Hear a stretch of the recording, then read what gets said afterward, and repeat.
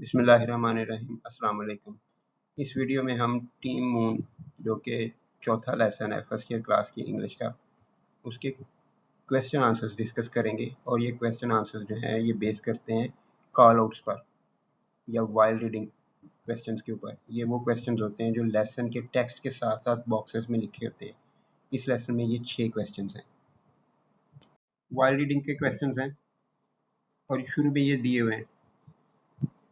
तो आप लोगों से रिक्वेस्ट है कि आप लोग वीडियो को पूरा देखा करें। बहुत सारे दोस्त जो हैं वो इस चीज़ के ऊपर कमेंट कर देते हैं कि जी आपने क्वेश्चन जो है नहीं दिए हुए।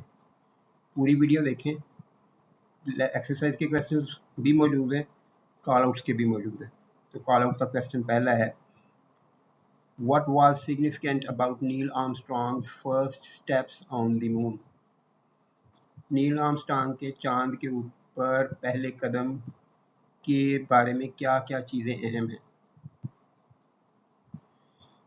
पहले भी रिक्वेस्ट कर चुका हूँ, बता चुका हूँ कि लेसन और क्वेश्चंस जो हैं एक्सरसाइजेज हैं वो हैवीली तकरीबन 100% ही जो अगर हम उनको चेक करें तो जीपीटी से एआई से लिखवाई गई है। इसलिए बहुत सारी चीज़ें एब्सर्ड हैं, बेमानी सी हैं। अब फर्स्ट स्टेप नॉर्मली लिखा जाता है, स्टेप्स भी ठीक है, पहले के बाद दूसरा कदम भी उसने रखा होगा, लेकिन हिस्टोरिकली जो मशहूर है नील आर्मस्ट्रॉन्ग का फर्स्ट स्टेप है। फिर भी ये कोई इशू नहीं है, स्टेप्स लिखेंगे, ग्रामर इसकी भी ठीक है, स्टेप लिख देंगे तो ग्रामर उसकी भी ठीक होगी।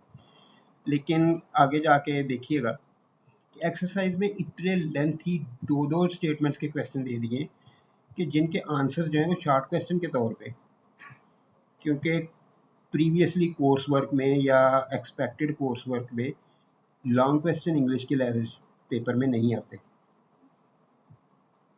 तो लॉन्ग क्वेश्चंस जितनी लंबी स्टेटमेंट बना दी, इतनी लंबी स्टेटमेंट्स हैं कि क्वेश्चन की स्टेटमेंट और आंसर तकरीबन बराबर है।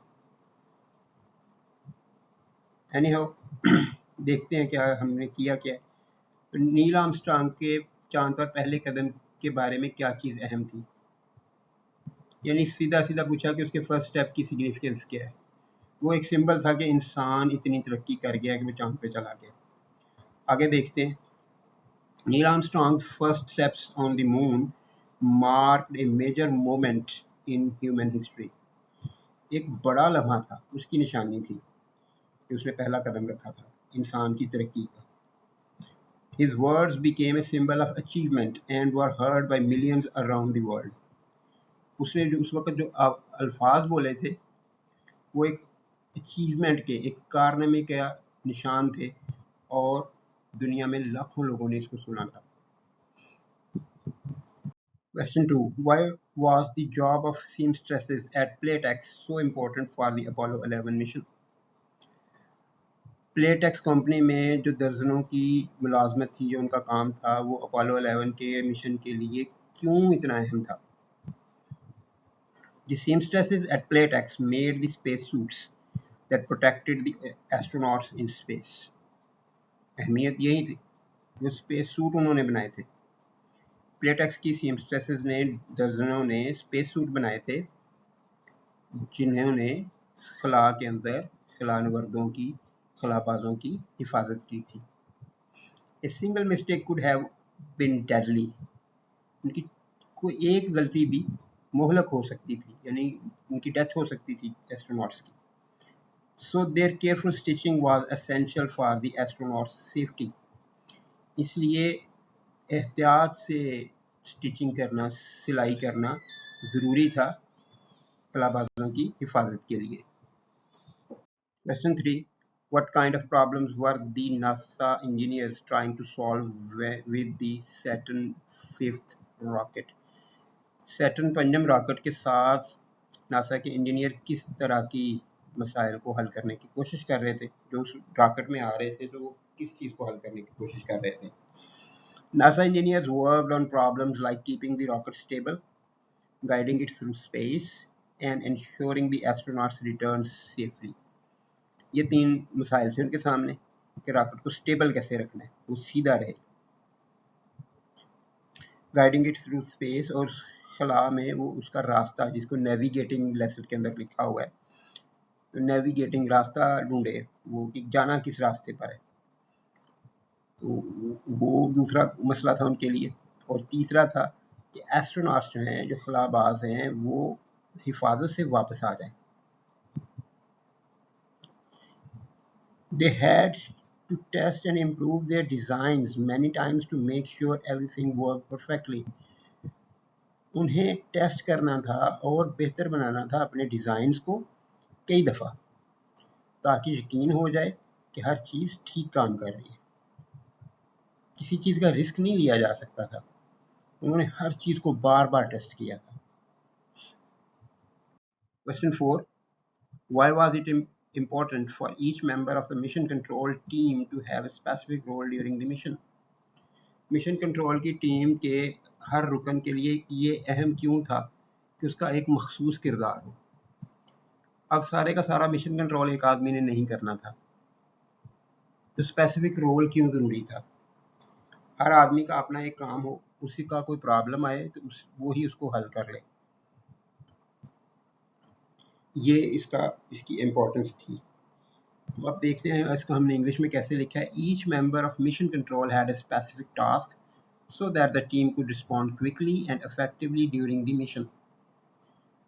मिशन कंट्रोल के हर रुकन का एक ख़ास काम था, ताकि टीम जो है, पूरी टीम जो है, वो मिशन के दौरान जल्दी से और मौसर तरीके से रिस्पॉन्ड कर सके, काम कर सके। तो कोई मसला आ जाए तो फिर उसके माहिर से पूछा जाए कि ये कैसे है, इसको कैसे करेंगे।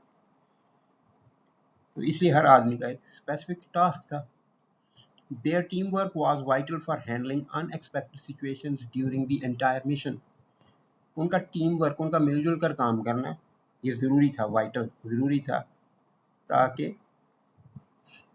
गैर मुतवक्को सूरत हाल को हैंडल किया जा सके, निपटा जा सके पूरे मिशन के दौरान। और हमने पढ़ा है कि लैंडिंग के वक्त, मून के ऊपर लैंडिंग के वक्त अलार्म्स बजना शुरू हुए थे, लेकिन प्रॉब्लम कहीं पे नहीं था। वहाँ पे फिर जो कंप्यूटर के जो टेक्नीशियंस थे या माहिर थे, उन्होंने देखकर ये बता दिया था कि ये कोई इशू नहीं है, इसको इग्नोर किया जा सकता है, कंप्यूटर ओवरलोडेड है। तो अनएक्सपेक्टेड सिचुएशन, तो हर आदमी का अपना अपना एक काम था, उसने वही किया। Question number 5. How did the team at Mission Control prepare for unexpected problems during the Apollo 11 mission? Mission control की टीम ने कैसे तैयारी की थी गैर मुतवक्को मसाइल के लिए मिशन के दौरान, अपोलो 11 मिशन के दौरान। यानी इस मिशन के दौरान मिशन कंट्रोल टीम जो थी उसकी तैयारी कैसे थी, उन्होंने कैसे तैयारी की हुई थी। The team at mission control practised, ये लफ्ज़ प्रैक्टिस्ड है, ब्रिटिश लफ्ज़ है। प्रैक्टिस्ड पढ़ेंगे इसको, प्रैक्टाइज्ड नहीं पढ़ेंगे, वो अमेरिकन तरीका हो जाता है पढ़ने का, ये ब्रिटिश इंग्लिश है, practised. The team at Mission Control practiced different emergency situations in advance. This training helped them stay calm and make quick decisions when real problems happened during the mission. Mission control की team ने मुख्तलिफ emergency situations, मुख्तलिफ नागहानी सूरत हाल के लिए practice की थी, मशक की थी इन एडवांस, पहले से ही, कि अगर ऐसा हो तो हम क्या करेंगे, अगर ऐसा हो तो हम क्या करेंगे। तो उन्होंने कुछ सिचुएशंस खुद सोची, बनाई और फिर उनकी प्रैक्टिस की। This training helped them stay calm and make quick decisions. इस ट्रेनिंग ने, ये उन्होंने जो ट्रेनिंग की थी, ये प्रैक्टिस की हुई थी, उनकी मदद की थी कि वो पुरसकून रहें और जल्दी से फैसले कर सकें when real problems happened during the mission, जब मिशन के दौरान असल में मसाइल सामने आए या सामने आए। एक आध मसले का जिक्र लेसन में है कि वो आया था, वो उन्होंने काम पुरसकून तरीके से जल्दी से हल कर लिया था।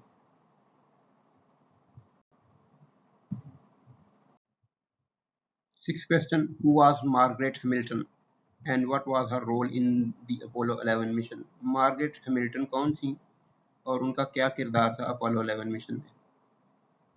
Margaret Hamilton was a software engineer who led the team that wrote the code for the Lunar module. Lunar module को कंट्रोल करने वाले कंप्यूटर के लिए जो सॉफ्टवेयर कोड लिखा था जिस टीम ने, उसकी लीडर थी मार्गरेट हैमिल्टन, और वो एक सॉफ्टवेयर इंजीनियर थी। ये हमने लेसन में क्लियरली पढ़ा हुआ है। Her software helped the computer focus on important tasks during the landing. उनके सॉफ्टवेयर ने और कंप्यूटर सॉफ्टवेयर ने हेल्प की थी कंप्यूटर की कि वो अहम चीज़ों के ऊपर फोकस रखे लैंडिंग के दौरान। अहम क्या है उसके ऊपर फोकस रखे, ये नहीं है कि सभी के ऊपर करने की कोशिश करे और सभी फेल हो जाए। तो जो अहम है उसके ऊपर फोकस कर दे। इसको हम प्रायोरिटाइजिंग कहते हैं। लेसन के अंदर भी यही लफ्ज़ लिखा हुआ है, which help save the mission, जिससे मिशन सेव रहा था, महफूज रहा था। यहाँ पे मैं ट्रांसलेशन बिल्कुल ठीक से नहीं कर रहा हूँ, मैं सिर्फ बता रहा हूँ कि क्वेश्चन क्या है और उसका आंसर क्या है। ये बिल्कुल ठीक ट्रांसलेशन नहीं है कि जो पेपर के पॉइंट ऑफ व्यू से जैसे मैं वीडियोस में करता हूँ, ये उस तरह से नहीं है। ये सिर्फ आप लोगों को समझाने के लिए है।